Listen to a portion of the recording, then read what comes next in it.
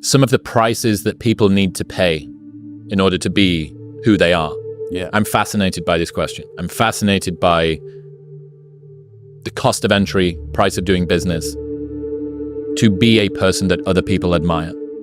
Because I think that it helps to humanize others' success, and it helps to mitigate jealousy and envy, because you see what someone has had to go through in order to be in a position that you think you want to be. And they go, oh, right. you get to see this much. By the way, there's this monster hiding behind. What do you wish more people knew about the price of success in life?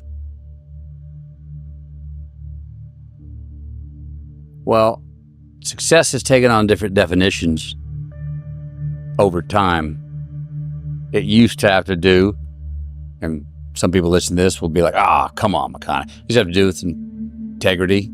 Or that actually, I think, was a word that was in the definition in 1901 or 11. And now, money, fame, that's your definition of success. So it seems to be that, and always has been to some extent, whoever has more is the most successful. More access, more money, you're the winner.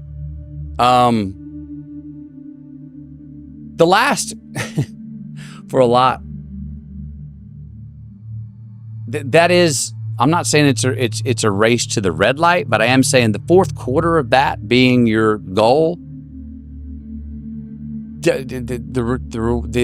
residuals decline on quality of life. I've met many more very rich men who've chased that dollar to be successful and to be relevant for having the most money, that the last 15, 20, even younger years were bewildered, lost, had no relationships, didn't have purpose. Chasing the dollar, they just did it. They were good at it and made it happen, but they didn't feel what they were doing. They couldn't even necessarily say what they were really good at. Just good deal makers or made the right calls in certain mathematics. That's definition. It's also why I wasn't surprised when Trump first got elected. He had fame, he had money. We sell that every day in the West as this is how you make it. It's America. This is what you That's do. America. That's America. Yeah. So I was not surprised because that's what we're getting fed.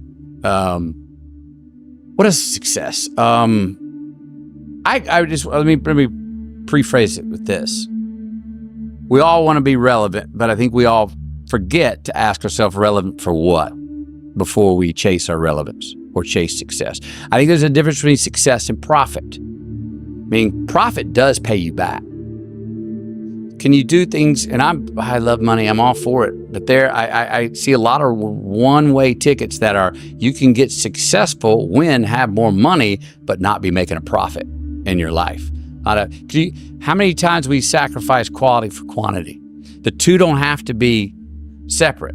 Now, you may have to make some sacrifices of quantity to have more quality, but I think we should give quality more credit than we do. Well, are we not ultimately having more quantity in the hopes of more quality? You're sacrificing. But that's not a quid pro quo. It doesn't equal out to that.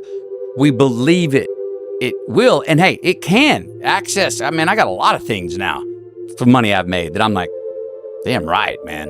I'm glad I have that. That makes my life not even more convenient. I actually like that more. I like what I can do with my family more with that. I like what Camille and I can do as a husband and wife. I like what I can do solo even more with that and enjoy it. And again, it feeds me. But would I be any less happy if I had